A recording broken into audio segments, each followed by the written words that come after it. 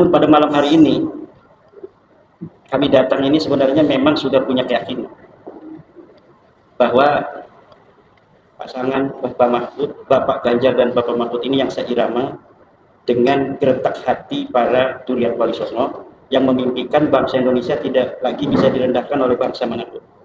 Apalagi dia tinggal di Indonesia, menghirup udara leluhur kami, minum dari air yang senantiasa berulang keluar masuk di tanah kami.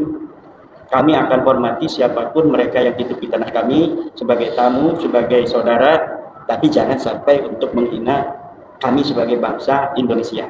Itu intinya. Dan ini bisa untuk nanti Bapak sebagai Presiden, sebagai orang tua kami semua, untuk ada masalah nih sedikit. Nanti mungkin di dalam bagaimana Bapak memimpin ada langkah-langkah strategis. Ada, bener nggak nih ada kuburan yang dipalsukan? Nah, nanti bisa dicek. Menteri Perkuburan, lihat sebenarnya bisa aja nanti khusus Menteri anti kuburan hoak. Kalau dulu kan nggak ada, kalau sekarang udah ada nih laporannya dan kami siap mempertanggungjawabkan secara hukum dan secara ilmiah. Betul nggak? Nanti di cross check. Betul nggak nih ada pembohongan nasab? Presiden mempunyai alat untuk mengetahuinya, yaitu tes DNA. Coba dipanggil ahlinya. Profesor Rohmin, coba ini dari IPB dilihat betul nggak DNA-nya ini nggak jelas, itu kan bisa curi rambutnya, lagi meleng dicuri rambutnya bisa aja, dan itu sangat mampu. Malam inilah dari tiga ini kami mempunyai kesadaran gerak hati yang sama itu, melihat sebenarnya nggak ingin ikut-ikutan politik karena kami lagi membawa misi besar, menurut kami sangat besar untuk menjaga anak cucu kami ke depan ratusan tahun yang akan datang agar sejarahnya tidak berubah di masa yang akan datang. Tetapi ketika melihat bahwa jangan-jangan kalau kita nggak ikut-ikutan nanti Pak Ganjar bisa tersalib gitu, maka kami merasa memiliki kepedulian. Ya, tadinya kami tidak ingin bahwa kesadaran kami ini yang kami berikan kepada masyarakat dianggap sebagai kesadaran politis, bukan kesadaran kebangsaan, kesadaran anak bangsa akan negerinya yang merasa akan dihinakan dan lain sebagainya oleh bangsa lain. Kami tidak ingin, tapi ketika melihat bahwa kalau kita tidak ikut, nanti kemudian yang kita anggap terbaik ini kalah, kita tanggung jawab juga. Ada perasaan begitu. Walaupun saya insya Allah yakin mudah-mudahan Pak Ganjar ini bisa menjadi pemimpin kami. Amin.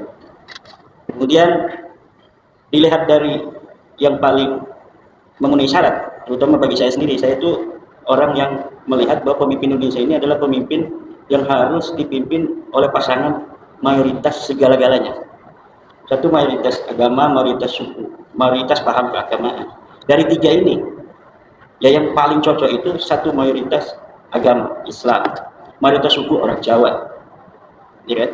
Mayoritas paham keagamaan NU, yang dia itu orang Islam, nasionalisme, kemudian memiliki pasangan paham keagamaan Nahdlatul Ulama, ya Pak Ganjar.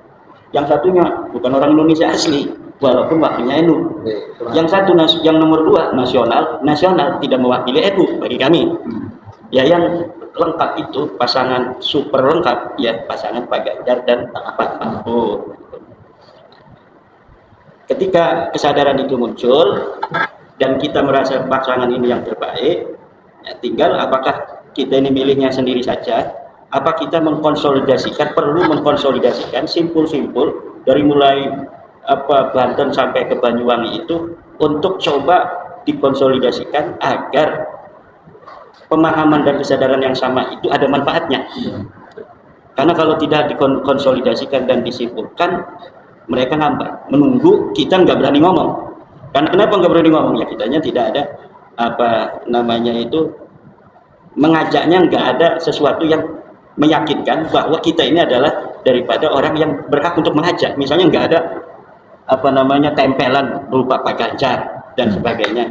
Nah, kalau misalnya nanti Bapak Ganjar setelah mendapat curhat itu mengetahui, tipologi orang-orang seperti ini yang aneh-aneh ini nih. Kira-kira nanti coba tim survei ini berapa orang, kira-kira berapa ribu orang? Bisa jadi jutaan, karena kesadaran ini sudah luar biasa. Sudah luar biasa. Dan mudah-mudahan silaturahmi malam hari ini memiliki arti untuk bangsa dan negara yang sangat kami cintai. Demikian, mungkin nanti akan ditambahkan oleh Gus Fuad Pleret sebagai penterjemah dari kata-kata saya yang kurang dimengerti. Sebentar, tadi kalau belum beliau selain masalah administrasi ini sebagai ulama, beliau ini adalah pengurus di LPM PBNU, lembaga bersama saya. Dan beliau ini juga merupakan ketua komisi fatwa MUI Provinsi Banten. Jadi nggak sekedar aneh, tapi memang ilmiahnya ini benar-benar ilmiah saya ini. Jadi memang bidang beliau. Ya sekian, monggo. Assalamualaikum warahmatullahi wabarakatuh. Bismillah, alhamdulillah, wassalatu wassalamu ala rasulillah wa ala alihi washabihi wa mawalah. La haula wala quwata illa billah. Amma ba'du. Jadi saya akan memulai dengan sesuatu yang pahit, Mas Ganjar. Sebenarnya kan tadi sudah disampaikan Kiai Imat bahwa kita itu nggak mau ikut-ikutan politik. Karena waktu itu kita yakin Mas Ganjar itu jadi presiden. Ya. Masalahnya itu begini Mas Ganjar. Jadi saya cerita dikit ya latar belakang. Pada 2014 saya nggak dukung Pak Jokowi. Kenapa? Saya tahu Pak Jokowi akan menyakiti PDI. Itu saksinya mantan Bupati Bantul Mas Idham Samawi. Nah ketika menjadi presiden Mas Idham bilang setelah Pak Jokowi nanti Mas Ganjar yang jadi presiden. Jadi Mas Idham itu ternyata dukung juga. Jadi yang bicara Pak Idham. Pak Idham. Setelah Pak Jokowi yang jadi presiden nanti Mas Ganjar. Makanya kita yakin aja. Ya memang sejak kemarin sih kita mendukung Mas Ganjar karena belum ada peristiwa apa itu pamanku dari MK segala macam itu. Dan hari ini dengan segala macam kita jujur aja nggak usah basa-basi lah. Oh Pak Ganjar presiden. Enggak, keadaannya ini Pak Ganjar bisa kalah. Jujur aja. Oleh karena itu saya mau dari Jogja seumur hidup saya nggak pernah mau mendatangi politisi. Tanya santri-santriku. Nggak mau saya. Tapi karena ini Pak Ganjar bisa kalah saya harus datang. Tanya Mas Imat, Kiai Imat, Bagus Mogi, kemana-mana saya nggak pernah ngomong kan? Iya. Ini posisinya seperti ini, jadi kita jangan enggak. Kalau kita mau Pak Ganjar menang kita harus serius. Kita jangan, oh mudah-mudahan Pak Ganjar presiden Pak Ganjar kose. Satu, apa aku jenenge? Wahyu Makutoromo itu belum turun. Iya. Pada siapapun. Pada siapapun. Jadi bisa turun kepada siapapun. Toto lahir. Itu keponakannya Paman Osman ki duwe apa-apa masalah. Jadi mari kita jujur. Kalau kita mau menang, ojo ngomongnya kok kan basa-basi dong. Kita kepengen Pak Ganjar menang nggak? Kalau kepengen ya serius gitu. Ini malah saya sudah saya siapkan nanti jadwal Pak Ganjar kapan kalau bisa deklarasi di Pleret. Karena kita Wahyu Makutoromo turunin yang Pleret. Kenapa saya bilang begitu Pak Ganjar? Kenapa saya bilang begitu Pak Ganjar? Namanya Bunyai Nur Watu Congol bin Mbah Dalhar Watu Congol. Satu-satunya putra putri dari Mbah Dalhar Watu Congol masih hidup. Yang sejak bayi itu diasuh oleh Mbah Nabi Khidir dan terkonfirmasi secara akademis secara intelektual itu bilang Kiai Fuad kudu ngundang Mas Ganjar. Nek ora iki aku kuatir kalah. Lho kok gitu Bunyai? Iki sing dawuh Mbah Nabi Khidir. Sinten sing Bunyai Nur Watu Congol. Oh. Jadi itu sufi enggak bisa dijangkau lah itu. Karena jadi nanti beliau nanti Pak Ganjar bisa konfirmasi. Iki dawuhe Mbah Nabi Khidir, posisi Pak Ganjar iki kudu ditulung. Sajeke lho Pak Ganjar, aku Pak Jokowi ora nulung lho. Pemenang Pak SBY kan gitu. Gandeng ada pembicaraan mengenai ini. Aku kan kiai tadi ya rada halu-halu sithik lah. Ojo dikira mung Habib sing iso halu gitu. Tapi kehaluan saya itu kan bisa dikonfirmasi. Saiki misalnya apa jenenge elektabilitas Pak Ganjar ki piro dan seterusnya. Jadi cuma ini aku halunya agak kurang karena aku nek neng dolan neng DPP PDI ki ana asine tetep ngerokok. Paling kene aku wedi jujur bae. Karena Pak Ganjar orang rokok, padahal ini rokoknya Profesor Greta jadi sehat. Tapi tidak apa kita hormati karena kita sedang mengupayakan Pak Ganjar untuk menjadi presiden. Oh jangan bilang Pak Ganjar pasti jadi presiden. Enggak, itu menurut saya omong kosong. Apalagi ono gerakan-gerakan piye caranya Pak Ganjar orang masuk putaran kedua, ya kan? Ya. Mampus kalau nggak bisa masuk putaran kedua. Yang ditakuti oleh keponakannya si Paman itu kalau Pak Ganjar masuk putaran kedua. Sing dibuntuti Pak Ganjar kan, sing dibuntuti karo ponakannya Paman Usman itu kan Pak Ganjar terus. Mbok jujur aja kita ngomong kayak gitu. Ya. Gitu loh. Oleh karena itu mari kita satukan simbol-simbol. Jadi gini Pak Ganjar. Ini sebagai kiai mau terkenal yang YouTube kabeh, asli. Iya. Soalnya kita itu bukan tipe yang tukang pidato neng pinggir jalan apa kiai ngamen enggak gitu. Kita bukan abdi dalam hotel-hotelan bukan. Tapi masa kita itu tersebar dari apa jenenge dari Aceh sampai Papua. Dan ini kalau dikumpulin itu baru 3 minggu yang lalu Pak algoritma YouTube itu mengatakan bahwa topik nasab yang kita omongkan itu kalah karena topik pilpres. Iya Pak Ganjar. Jadi bisa diperiksa lah nanti. Nah, itu ya. Jadi mari kita satukan. Jadi misalnya saya orang Jogja, belum tentu orang Jogja cocok dengan saya. Tapi orang Papua, orang Kalimantan, orang jenenge Sumatera cocok. Kiai Imat ki ning Banten ora patek terkenal. Wong nyatane bojone ming loro. Nah itu lah. Terkenal banget di bojone papat. Ya. Sorry Pak Ganjar ini. Kalau soal bojo dia itu junior saya. Bojoku papat kok. Jadi gini Pak Ganjar, apalagi ada isyarat lain lagi, kamu Abu Yamu tadi. Jadi ibune kamu itu kan bude saya. Kamu kayak orang tahu-tahu nih ngomong tentang pilpres macam-macam. Baru kali ini kan secara terang-terangan Pak Ganjar belum datang, aku milih Ganjar. Ditekani ponane si paman, aku tetap milih Ganjar loh. Bagiku ada dua orang yang bukan secara akademis saja konfirmasinya, tetapi secara mistis gitu ya. Ada yang laki-laki namanya Kak Mutati atau Abiya Mutati, kemudian ada Bu Nyai Nur, dan sama-sama gelisah nek Pak Ganjar orang menang. Masa aku santri Kiai Junior orangnya wangi, ya kualat aku. Jadi gitu Pak Ganjar. Perkara nanti Pak Ganjar jadi presiden, rasa tepung aku. Gitu loh. Wong aku ora penting gitu. Aku boleh bojo meneh soal itu.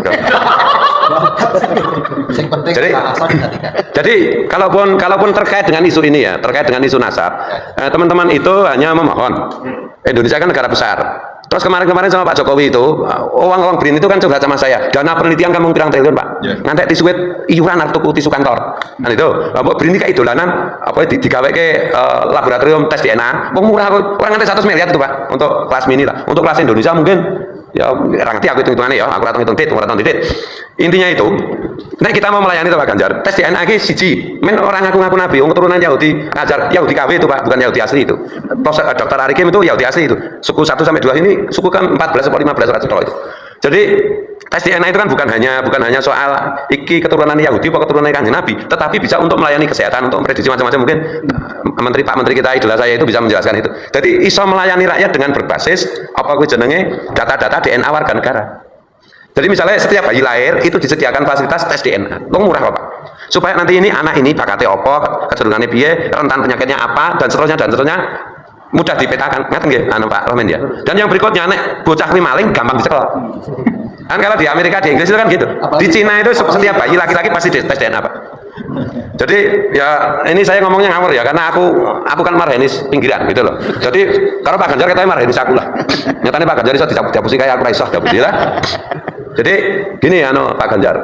Kalau Pak Ganjar berkenan, mari kita satukan. Tanggalnya piro terserah, bisa dipleret, bisa dimanapun. Nanti kita bersama-sama menyerukan, kudu milih Pak Ganjar, milih Pak Ganjar, ya wis nek negara Indonesia ono apa-apa tanggung jawab kasarannya begitu.